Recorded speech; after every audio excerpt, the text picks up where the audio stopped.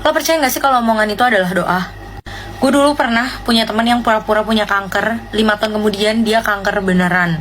Jadi ceritanya, gue tuh dulu punya teman yang dia nih suka halu. Awalnya, dia itu ngaku dia tuh adalah atlet. Jadi dibilang dia atlet bulu tangkis, dia atlet basket, dia atlet ini, dia atlet itu. Tapi sorry to say banget, dari fisiknya pun dia gak kelihatan sefit itu. Dan kita tuh gak pernah ngeliat dia tanding atau apapun itu.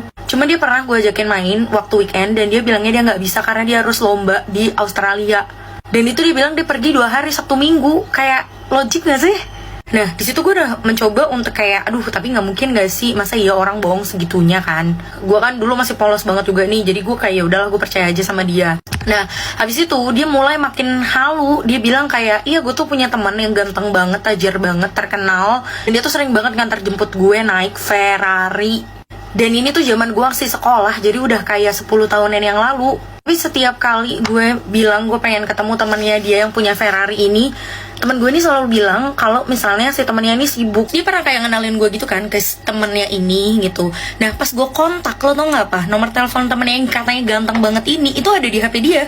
Jadi HP-nya dia tuh dual SIM card. Satunya nomor dia, satunya lagi nomor temennya yang si bawa Ferrari ini. Suatu saat, jadi kita kan lagi weekend nih, lagi liburan sekolah kan. Temennya ini yang katanya punya Ferrari ini tiba-tiba tuh kayak ngecat gue, nanyain kayak misalnya si ini ada di tempat lo gak sih, soalnya dia tuh kabur dari rumah sakit.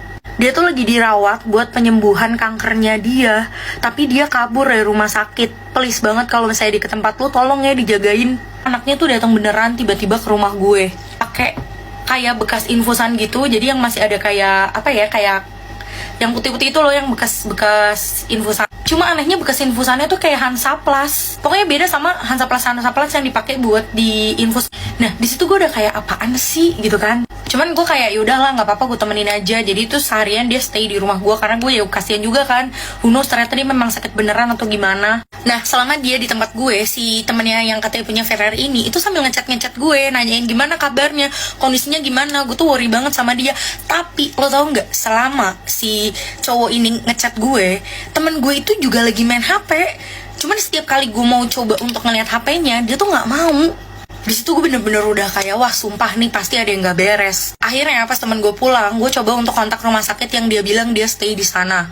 Dan lo tau apa? Rumah sakitnya ini bilang kalau tidak ada pasien atas nama tersebut. Dari situ akhirnya gue mulai memberanikan diri open up ke teman-teman gue yang lain. Dan ternyata yang selama ini curiga sama keanehan dia, kehaluan dia itu bukan cuma gue doang, tapi teman-teman gue yang lain juga. Dan untungnya di situ teman-teman gue yang lain mulai support gue. Nah pas kenaikan kelas, untungnya gue nggak satu kelas lagi sama dia. Jadi gue bisa lepas dari jebakan halu dan toksiknya dia. Karena bener-bener halunya tuh menurut gue udah gak make sense banget. Nah akhirnya kita selesai sekolah dan kita kuliah terus udah pisah. 5 tahun setelah itu gue dengar kabar dari teman-teman gue kalau dia kena kanker beneran. Dan waktu gue dengar kabar dari teman gue itu, dia udah lagi ngejalanin pengobatan karena ternyata kansernya itu lumayan agak parah. Nah guys, itu adalah cerita dari salah satu.